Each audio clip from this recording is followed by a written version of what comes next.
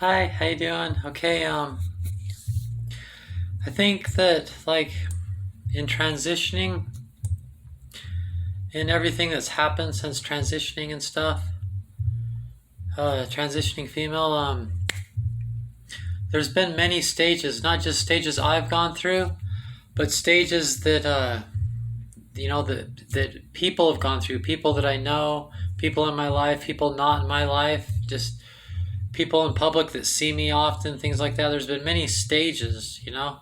Like at first, everyone thought I was a prostitute for a year and a half. I would get like it was like a huge part of my life. Like it happened like between one and three times a day. Guys everywhere thought I was a freaking prostitute, and I lived that way for a long time. And looking at it now, I mean, it takes. It's like so complicated to be me. I'm 6'3". I'm a trans woman.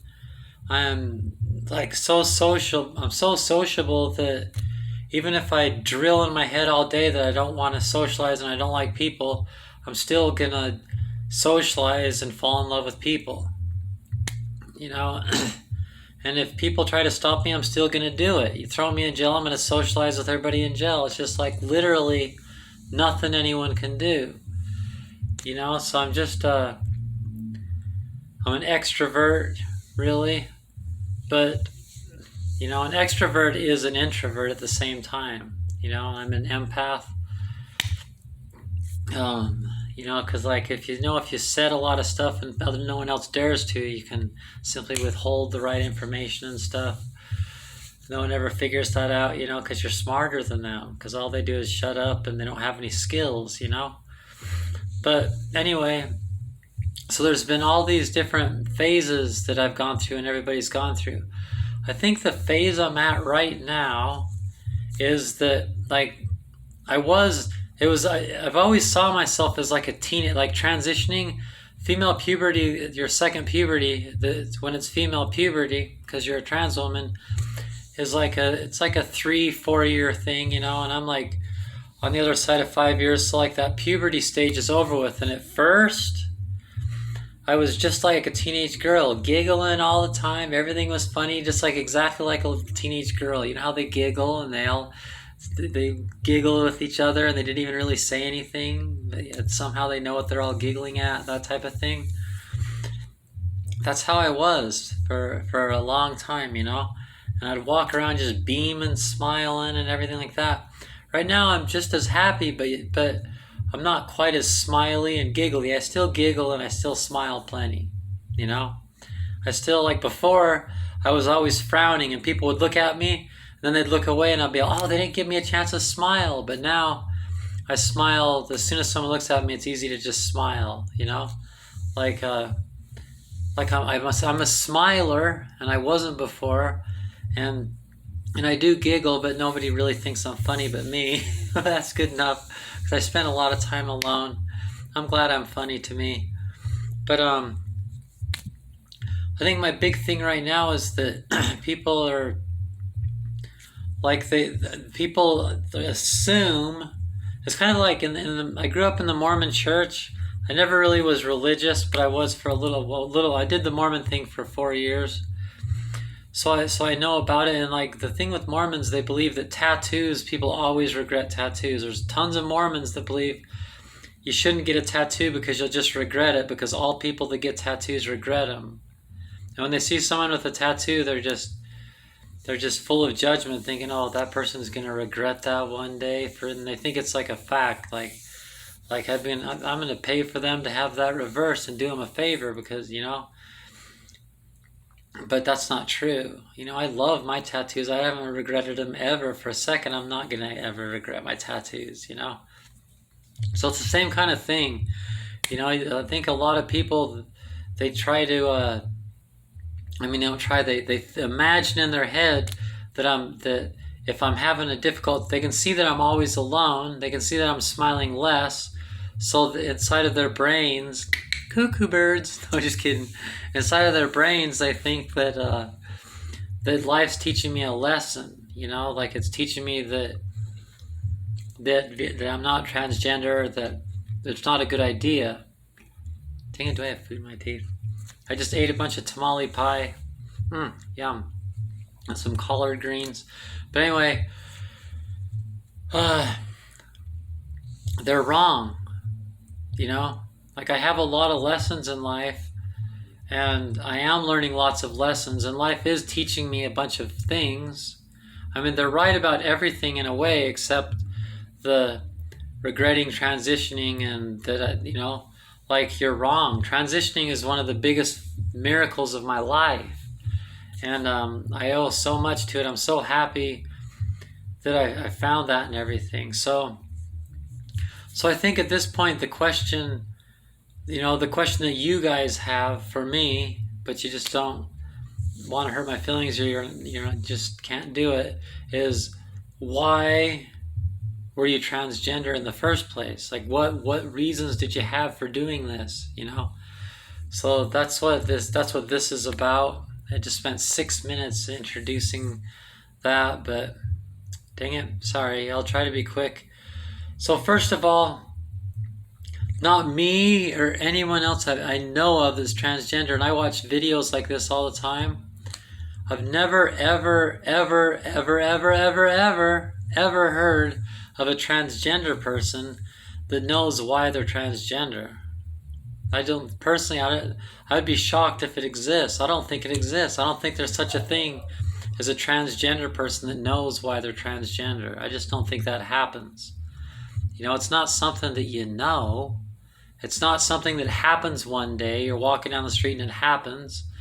There's no such a thing as a transgender person that knows why they're transgender and can nutshell it down to one moment when they realize that's what they're going to do or anything. It's more like a series of events, and it doesn't really have a beginning. It probably is connected to past lives and everything. It's like way more complicated than that. So personally, I believe, as far as like physical body, like physical science, biology, or whatever it's called. I think a person's born. I believe in the idea that we're born with brains. I think that I was born with a girl brain, and I think that as you live your life, like, it's probably possible real early in someone's life, if humans can recognize it really, really early, and somehow get that brain thinking, because like your brain with epigenetics, your brain can change, and like if it starts thinking boy things and liking boy things and developing boy things and everything, it probably would become a boy brain. But if you have that tendency and you don't ever develop it that way, then you end up developing a girl brain that you were born with, So it's kind of like a tendency to have a girl brain because you have a girl brain, and then it can change, but it doesn't. And then with epigenetics and time, it becomes that, So I believe that I've always had a girl brain. I think that there's been a lot of narcissists in my life. A narcissist changed the story to fit their narrative and to fit what their needs, So a lot of people have said, like before, I would, like when I'd hang out with guys, I would get pushed into the girl role, and they would say, God, I can't believe girls. They don't make any sense, this. And I would like defend the girls and explain the girl perspective on it. I would, like play the girl role, consoling everybody and supporting everybody and washing the dishes and, and really like everything you could ever think of as the female role. I would play that role with guys, and they would put me in that role. But yet, because I'm so tall and everything, at convenient times they'd put me in this alpha male role, and then as soon as the girls noticed, they'd push me out of the way and take all the credit, kind of like, it's hard to explain. So I'm just, something along those lines has been my experience. I grew up in a family of all girls, and my sister and I, when I was 4 and she would have been 2 and 3 and 4 for her, I walked her through. It was me and my other sister were older than her, and I'm the oldest. And we kind of nutshelled that there's indoor girls and outdoor girls. There's girls that do everything indoors and don't really like to get dirty, and there's outdoor girls that like to get dirty, you know. And Stephanie, my sister, decided that she was an outdoor girl, and I was involved. She doesn't remember it, but as her older sibling, I was very involved with that. And the truth is, it affected both of us. It was something that we both went through. And so, like throughout my life, like if I need to run, like on your mark, set, go, like a foot race or something, to win the race, I would pretend like I'm a girl, because I noticed I don't think I'm going to be able to explain it. I just don't think I'm going to be able to explain it, you know? Somehow I would run better, you know, faster and stuff like that, but, you know, by being a girl, and I would tell myself, ooh, you better keep that one to yourself. and then as an adult, I would get in these conversations with everybody. I'd go and bump a stranger in the middle of nowhere. Hey, you know what? I think like a girl. I really like girls, and think like, you know, I just couldn't ever shut up about girls, you know? And I just so a big thing was I used to also obsess sexually about girls, you know? I've always been bisexual. The first time I had sex was with a boy when I was like 6 or 7 years old. And girls didn't really like me. It was easy to make friends with them, but as soon as became obvious I had sexual interest in them, they would say, ooh, gross, and really harsh, mean things like that. You know, they would hurt my feelings. You know, like I was always okay to be a friend, but, you know, not anything else. I was a nice guy, you know, and so like nice guys don't really do real good. It was for those kind of reasons, but I also wasn't, but they would never see that. Because guys, you know, would kind of like shelter girls from me, you know? Because I think guys knew that, like, if I started sinking my teeth in girls and giving a fair shot with them, that I would get a reputation, and they'd all talk among themselves, and then they wouldn't, you know, I would just be ruling the terrain or whatever, you know? But it just never worked out. So I would like masturbate like 2 and 3 hours a day. I've always had an outrageous sex drive. I'd wake up an hour early just to masturbate. I used to pray to vaginas, you know, like if it'd been too long since I prayed to a real vagina, then I would like pay for an escort and what are you doing down there? Oh, nothing. But I used to worship and pray to vaginas, and I used to just chant and cry in prayer, say, please get rid of my penis. I don't want a penis, please. And just beg God that, is there any, but at the time I'd never heard of a transgender person, never heard of it, didn't know anything about it. And I just begged in prayer just every day for I don't know how long, not really sure. While I was a single parent, the jog, you know, get rid of my penis. When I was married, before that, I used to finally opened up with my ex-wife about how I would one day want to go on like a vacation to like Florida or something, and you know, and wear girl clothes and everything, and I would just think about that obsessively all the time, you know. All my tattoos that I would get, I would make sure they always were things that worked as a boy, but also would work with a girl, you know. And just like things like that, like I always was planning for this day that I'd go on this vacation and just be a girl for the whole vacation, you know, and just you know, wearing my ex-wife's makeup, and just like as I go through my life, there's just always, like, when it came to girls, I was just never anywhere near normal or anything like anyone else ever, you know. And the guys, I couldn't relate with them. They're hitting. I mean, I grew up with a bunch of sisters, you know, you might explain it that way. I didn't go up around boy things. I was never good at sports and stuff, you know, and I've always been really good at girl things, you know, and those have always came natural to me.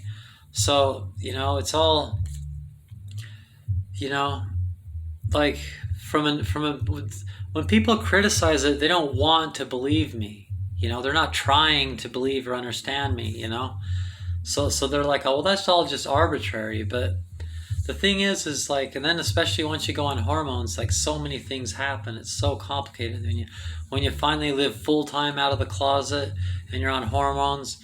Like you go through lots of adjustments and changes and blah blah. Your brain's like reprogramming itself. Sorry about that. Mild heartburn. It was a delicious meal. I hope that didn't gross you out. Obviously, I'm human. Um, uh, but anyway, so really, the bottom line is the point, the thing that it's a miracle. Like, what does it feel like to be a woman? Well, I don't know the answer because none of us know what it feels like to be anyone else but ourselves. And I don't. That's why I have this tattoo because. Look at that. Like if I ever were to pass, like you ruin it for yourself by tattooing on your wrist, the most visible place of your body, besides your forehead or something, saying, "Look at me, world. I'm transgender." Obviously I don't care at all about passing. I used to. I mean, that was the dream. That was the idea when I started. But when I realized what people are like and got to know myself and finally got to know people and life and human health and human mental health and human psychology, and once I started becoming aware and developing my ego and maturing and stuff, I realized that's for teenagers that are always worried what everybody's thinking and stuff. Like it doesn't matter what people think. They're just making fools of themselves. They don't know. They don't know if I'm transgender or not. They can't. You're lying. You're a fraud. That just means they don't want to believe that because they're not capable of knowing that. You know what I mean? So like nobody knows, and not even me. I don't know what it's like to be a cis woman, and I don't need to know what it's like to be a cis woman. What I need to do is like being me. If I wanted to be a cis woman so bad that it was ruining my life, that would be bad. It's better that I just like being me for me, and like being a trans woman. It'll probably be nice being a trans woman 20 years from now when everybody's sick of the story and they just whatever, let them do whatever they want, or or I don't know. I guess hopefully it'll be even better than that, but and they can, it could be more appreciated and stuff like that. But but right now, I'm just happy to be me, just because I never can remember how unhealthy I was mentally and everything. But it's also more than that. It's also taking care of myself. Like if I were to, like realistically, like my mom and dad are Mormon, and especially my mom, they still use male pronouns, and they just refuse to be even slightly supportive of it. That's why I've changed my last name to the maiden name side of the family, and like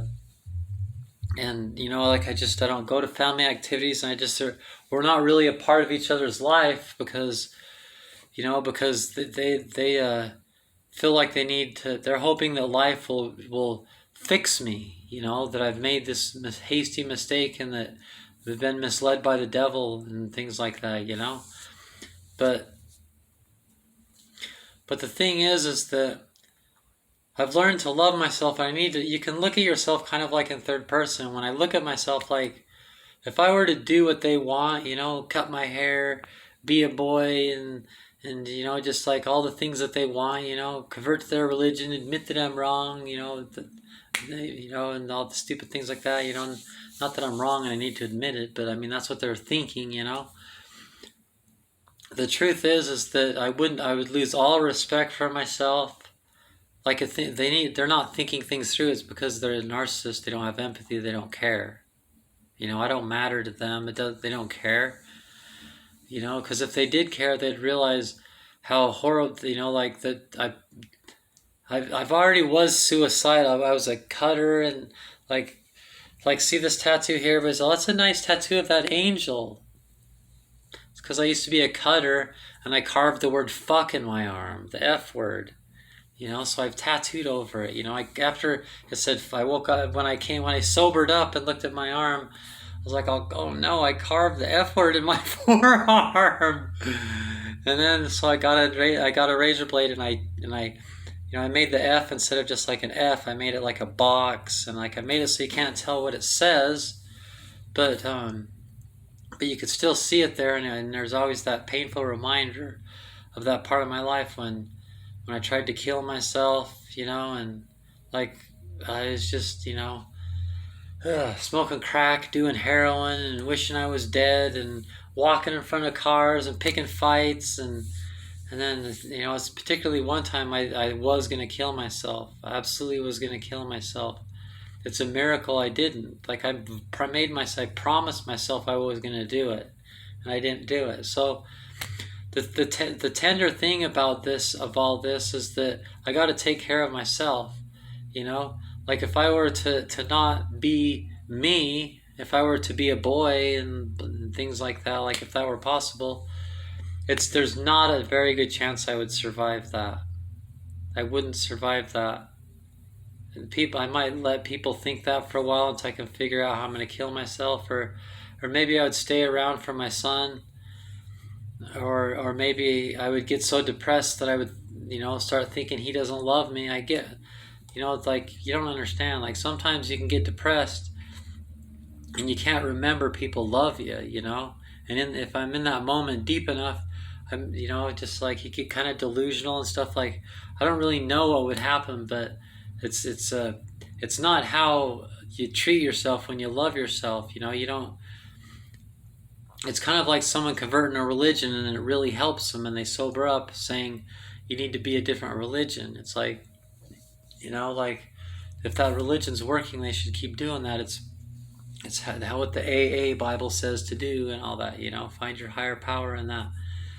So it's just, it wouldn't be the right thing to do, so it's about, I got to take care of myself and that. Everybody might be laughing at me and thinking I've been misled by Satan and stuff, but they don't know very much about love, do they? To claim to be such experts about something that they don't know anything about. And so I would have to be a fool to listen to them, I would be suicide, I don't think I would survive that. What I need to do, what the facts are, is that someone like me that has it's called gender dysphoria, is what the psychologists call it, a mental disorder, I guess, but a natural part of humanity, even if it is a mental disorder. We've always been around, and they've tried killing us. They've tried all bad things, and it's never worked. The only thing that really works is transitioning, getting the surgeries, going on hormones and that, and just trust me, like it's a miracle. Like it absolutely is. The program's the program because it's the way you do it, And these people that think they know better notice that they don't, and why would they? So basically, why am I transgender? I don't know, but I just know that I love myself. I know that it explains what was wrong with me all my life since it's because I moved from one place from age 4 to age 5, and I have memories in the place before I moved where I was 5, so like age 4, age 4, and then by age 5 and 6 I was in school, and so like I wasn't really fitting in with the boys, and I wasn't fitting in with anybody, not the girls either or anybody, but it took time, I ended up having lots of friends by high school.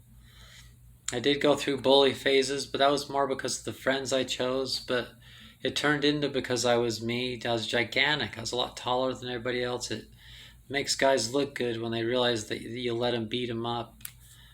I didn't really, it's complicated. That's another story, but it's complicated. Nobody knows why I'm transgender. Nobody, not even me. It probably has something to do with past lives. It's complicated, so there isn't really an answer,